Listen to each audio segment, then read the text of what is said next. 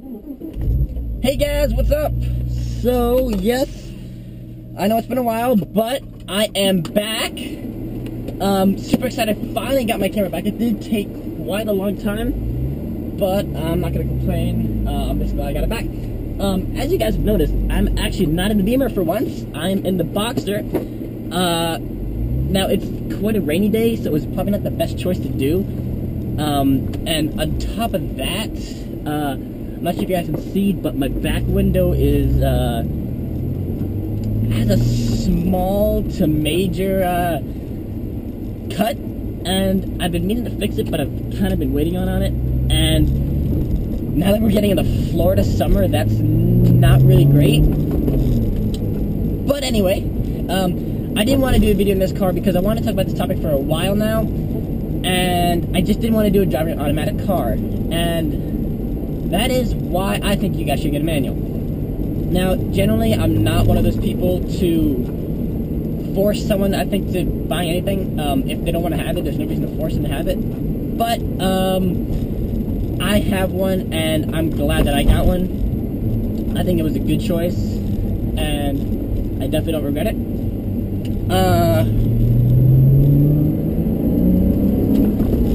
It's gonna be so much fun. Anyway, so, yeah, for me, it's one major thing. It's nothing on paper. Now, really, as far as new cars, with old cars it was different, but now as far as new cars, generally on paper, the automatic is better. It usually is a little bit more expensive. You know, sometimes like BMW will usually do a no-cost option for an automatic. Other places can charge $800, $1,000 bucks. Porsche for their PDK, which is not, it's a manual still, it's not an automatic. But that is $3,000–4,000. So generally the manual is cheaper. But as far as new cars go now, the manual is also usually not as efficient. It used to be, the older ways, you just have a couple MPG advantage with the manual. Now it's not quite like that. But again, like I said, if you have an older car, the manual could be better in that sense. That's a nice truck. Anyway, so yes, so it's not really so much on paper for me, and it's not really so much being more involved. I think in anything really, on the road, do you feel a difference in involvement or engagement? Not really. Yeah, sure, it's more fun, but do I feel like I'm more connected to the car? Maybe. I don't know, it's hard to say. Like I said, this is in the road. If you're on a Great Canyon road, I'm in Florida, there's not even any canyon. But if you're on a really Great Canyon road, then yes, you might feel a difference. Then definitely I'd love to have a manual, no doubt. But just in the regular city, I don't know. But for me, it's all about the fun. The fun factor is what I really love about it. And that's really the main reason I think you guys should get a manual. It's just because it's more fun to do. Definitely, initially, it could be annoying.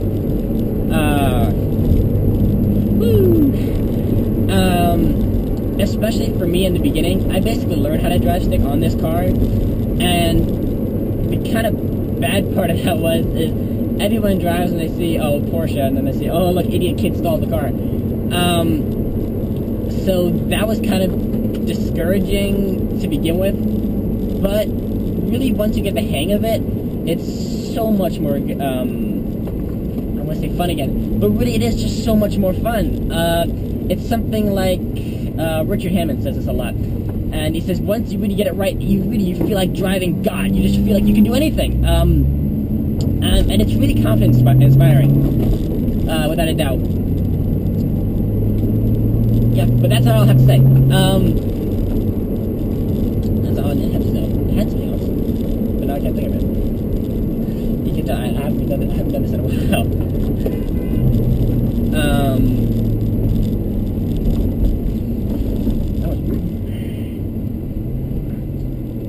Anyway.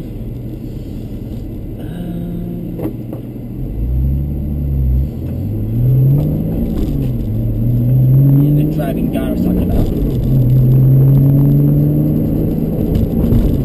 Woo! That window's pretty loud. It doesn't make too much noise for you guys. Anyway, so it's really confidence inspiring once you really get it right. And I often hear people when, you know, I ask them if they have a car and if it's something nice, I'll say, oh, did you get a manual? And often I hear no, because really now, I don't know what the percentage is of cars in America at least that are manual. I don't think the number is that relevant, to be honest, because there's so many cars out there that can't be, they can't have a manual, so, I'm thinking more the cars that can have a manual, what percentage of buyers actually get it, and I know it's a very low number. That's why so many car makers stopped having manual, Lamborghini, Ferrari, I believe Audi as well, or at least with the R8, I'm not sure with all their cars. Anyway, so, generally the two excuses I hear the most are, I'm lazy, and I drive in the city a lot, which, I think those are two kind of BS excuses, to be honest. The first thing being is, I'm lazy. Well, it's not like this is a tough thing to do. Yes, it's a little more complex than push the clutch in, you know, go in gear, undo the press, unpress the clutch, and then accelerate. It's a little more to it than that. You know, you got to get your timing right and everything, especially with downshifting and rev matching and heel towing, all that.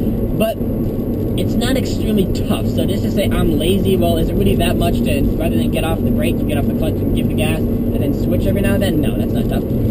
And then I'm in the city a lot. Well, I live in a kind of rural, urban area. It's not crazy busy, but I have driven in, I mean, complete rush hour Miami traffic, Tampa traffic, Orlando, and that, it's just crazy. And it's really not that bad. Yes, it's a little annoying if you're doing if you're doing an everyday commute, then okay. But, the way I see it, I mean, look at everyone in Europe, all of them have manual cars, and they don't really seem, oh, it's a Jeep SRT8, and they all do it, so what's your excuse for not? I mean, that's kind of the way I see it. That's really cool, it's all blacked out. I have a friend, they have an SRT, it's all black, has a bowl, it's so loud, that thing is so cool. That's awesome, but I remember they complained so bad, the mileage is so bad on those things. If I cover that or not, you know, your mileage, on the older cars, your mileage gain will be with a manual. With an automatic, on the newer ones, are going to be better. But since you pay more for the automatic, I'm not sure quite how long it takes. I think it depends on your MPGs to make that up from your gas savings on the automatic to the price you paid for it. I think that really just depends. If you have something a cheap automatic that's like $800, if you have like, you know, a PDK on a Porsche that's $3,000-4,000, then it makes a much bigger difference. But that's another thing too, is on automatics you can have more gears. Yeah, now we have the 911 and the C7 Corvette with 7 speeds, but other than that, most of them are 5 or 6. You could have 4, you can have 3, even if you're older, but most of the cars now, most manuals are 6 speeds, and many of the gearboxes, you know, BMW has their 8-speed, Lexus has their 9, now Volkswagen's working on like a 10-speed, and it's getting a bit ridiculous, I think, but you can have more gears with an automatic, because you can't have 20 gates to shift. Except in Fast and Furious, they seem to shift 20 times every time they clip to them. Oh, there goes the rain!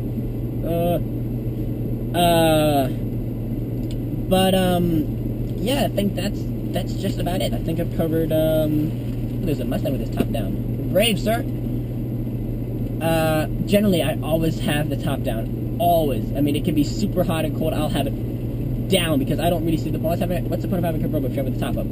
And then I don't mean when you're top down, wind deflector, windows up, that's basically having a big sunroof. But if it's raining, I'm sorry, that's just ridiculous. That thing's loud.